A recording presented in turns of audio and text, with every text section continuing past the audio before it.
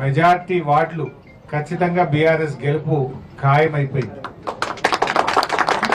Congress party 6 గ్యారంటీలు అమలు చేయకుండా ఇవాళ ఓటు అడిగే నైతిక హక్కు కాంగ్రెస్ కు లేదు. కాంగ్రెస్ మాటలకు ఎక్కువ, చేతలకు తక్కువ. 100 రోజుల్లో 6 గ్యారంటీలు అమలు చేస్తామని ఏ ఒక్క గ్యారంటీ కూడా పూర్తిగా అమలు చేయలేదు. మహిళలకు మహాలక్ష్మి 2500 రాలేదు. రైతులకు 15,000 రైతు భరోసా రాలేదు. వృద్ధులకు 4,000 పెన్షన్ అంతకంటే రాలేదు. విద్యార్థులకు ఫీజు రియంబర్స్మెంట్, స్కాలర్షిప్ డబ్బులు రాలేదు.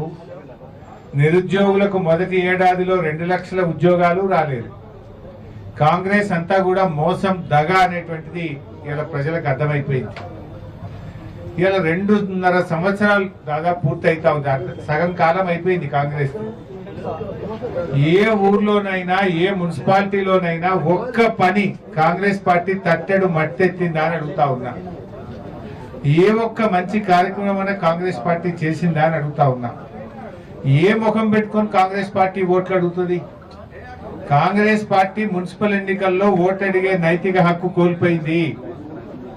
ఇలా రేవంత్ రెడ్డి ఎన్నికల ప్రచారం చేస్తుండట. ఏమని చేస్తావు రేవంత్ రెడ్డి? అవ్వా తాతలకు 4,000 ఇవ్వకుండా మోసం చేసినా ఓటేయమంటావా?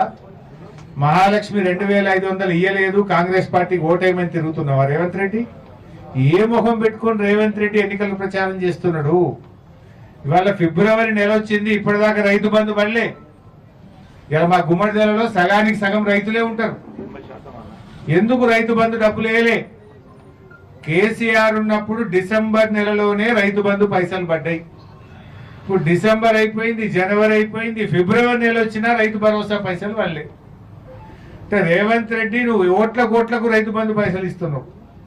నాట్లకు కేసీఆర్ రైతు బంధు పైసలు ఇస్తే ఓట్లకు రేవంత్ రెడ్డి రైతు బంధు వేస్తుండ్రు.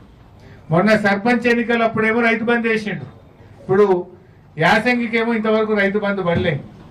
రైతు బంధు అనేది పెట్టుబడి సాయం. నారు ఓసుడు అయిపోయే, దుక్కి దున్నుడు అయిపోయే, నాట్లు వేసుడు అయిపోయే, కలుపు తీసుడు అయిపోయే, యూరియా చల్లబట్టి ఇంకెప్పుడు ఇస్తావు రైతు బంధు? అంటే ఎందుకు రైతుల్ని మోసం చేస్తున్నావు? 15,000 ఇవ్వకపోతేవి, కేసీఆర్ గారు ఇచ్చే పైసలు ఇవ్వకపోతేవి. కరోనా వచ్చినా రైతు బంధు డబ్బులు పడ్డాయి కదా, నువ్వెందుకు రైతు బంధు డబ్బులు వేయట్లేదు? 11 సార్లు కేసీఆర్ రైతు బంధు డబ్బులు వేసిండు. 82,000 కోట్ల రూపాయలు డబ్బులు వేసిండు కేసీఆర్ గారు. నువ్వెందుకు వేస్తలేవు? ఇప్పటికి 2 రైతు బంధులు ఎగ్గొట్టినావు. ఇప్పుడు ఇది 3వది ఇస్తావా? మళ్ళీ ఇది కూడా ఎగ్గొడతావా? నువ్వు అనుకుంటున్నావేమో మున్సిపాలిటీల్లో రైతులు ఉండరు, పట్టణాల్లో రైతులు ఉండరు, వాళ్ళకి వేయకపోతే ఏం కాదనుకుంటున్నామో బిడ్డ. కానీ ఇలా గుమ్మడిదల్లో 80 పైసలు రైతులే. సగం మున్సిపాలిటీల్లో రైతులే ఉంటారు, రైతు కుటుంబ సభ్యులే ఉంటారు. మున్సిపాలిటీలు ఉన్న వాళ్ళకి భూములు ఉండయి, మున్సిపాలిటీలలో హింసం ఉండదు, రైతు బంధు వేయకపోతే ఏం కాదనుకుంటున్నాయేమో. కానీ మున్సిపల్ ఎన్నికల్లో రైతుల్ని ఈ బలగొడతారు. కాంగ్రెస్ పార్టీని పొట్టు చేస్తారు బిడ్డ రైతు బంధు వేయకపోతే. ఇలా నువ్వు రైతు బంధు ఎగ్గొట్టినావు, కాలేజీ పిల్లలకు ఫీజు రియంబర్స్మెంట్ ఎగ్గొట్టినావు, అవ్వా తాతలకు 4,000 పింఛన్ ఇవ్వలేదు, కొత్తగా ఒక్క పింఛన్ ఇచ్చినవా? ఈ 2.5 ఏళ్ళైంది ఈ గవర్నమెంట్ వచ్చి. కేసీఆర్ గారు ఉన్నప్పుడు ఇచ్చిన 57 ఏళ్ళకి ఇచ్చిన పెన్షనే. ఉన్న పెన్షన్లు 2 లక్షలు కోత పెట్టినావు. చచ్చిపోయిందనో ఇంకేదో పేర్లు పెట్టి 2 లక్షల పెన్షన్లు తీసేసినావు. కొత్తగా ఒక్క పింఛన్ అన్న కాంగ్రెస్ పార్టీ ఇచ్చిందా? ఏ హామీ నువ్వు అమలు చేసినావు? ఇలా రైతులకు 24 గంటల కరెంట్ అన్నావు. నేను ఛాలెంజ్ చేస్తున్న కాంగ్రెస్ నాయకులను, ఏ సబ్ స్టేషన్ పోదాంపా, 12 గంటల కరెంటు కూడా వస్తలేదు రైతులకు. దొంగరాత్రి కరెంటుతో రైతులు ఇబ్బంది పడతా ఉన్నారు. ఇలా 12-13 घंटा भी करंट नहीं आ रहा, किसान बहुत परेशान में है। अरे मुसलमान को भी कांग्रेस ने धोखा दिया। 2.5 साल में 1 पैसा भी काम नहीं करे मुसलमानों के लिए। क्या काम करे बोलो? क्या इमाम मौजूद साहब का तनख्वाह बढ़ाए, ओवरसीज स्कॉलरशिप दिए, 4,000 करोड़ बजट दिए, 1,000 करोड़ का जो नौजवान बच्चा बेरोजगारी के लिए अब पैसे देते बोले 1 पैसा दिया, 1 बच्चे को मदद करा? कुछ नहीं करा कांग्रेस पार्टी ने। पूरे मुसलमानों को धोखा दे दिया कांग्रेस पार्टी ने। అన్ని వర్గాలను మోసం చేసింది. అరే గొర్రె పిల్లలు ఇస్తా, 100 రోజుల్లో గొర్రె పిల్లలు ఇస్తాను, 700 రోజులైంది, గొర్రెలు లేవు, పిల్లలు లేవు. చేప పిల్లలు బంద్ అయిపోయినాయి, కేసీఆర్ కిట్ బంద్ అయిపోయింది, దళిత బంధు మూలకు పడ్డది, దళితులకు మోసం, బీసీలకు మోసం, 42% రిజర్వేషన్ అని చెప్పి సన్మానాలు చేసుకొని కాంగ్రెస్ వాళ్ళు అసెంబ్లీలో బల్లలు జరిసి ఇవాళ బీసీలకు దగా చేసింది కాంగ్రెస్ పార్టీ. 42% రిజర్వేషన్ అని చెప్పి ఇవాళ మున్సిపాలిటీలో 30% కూడా ఇయ్యలే, గ్రామ పంచాయతీల్లో అసలే ఇయ్యలే. రిజర్వేషన్ల విషయంలో బీసీలను డోకా చేసింది కాంగ్రెస్ పార్టీ. ఎస్సీలకు 12 లక్షలు ఇస్తాం దళిత బంధు అందరూ మొదటికే మోసం చేసిండ్రు. యాదవుల పని ఉత్తరైపోయింది. గౌడ్స్ కు 25% కళ్ళు దుకాణాలు ఇస్తామన్నారు, వైన్స్లు ఇస్తామన్నారు, గౌడ్స్ కూడా మోసం చేసిండ్రు. అసలు మీరు మోసం చేయండి ఎవరిదన్నా ఉందా?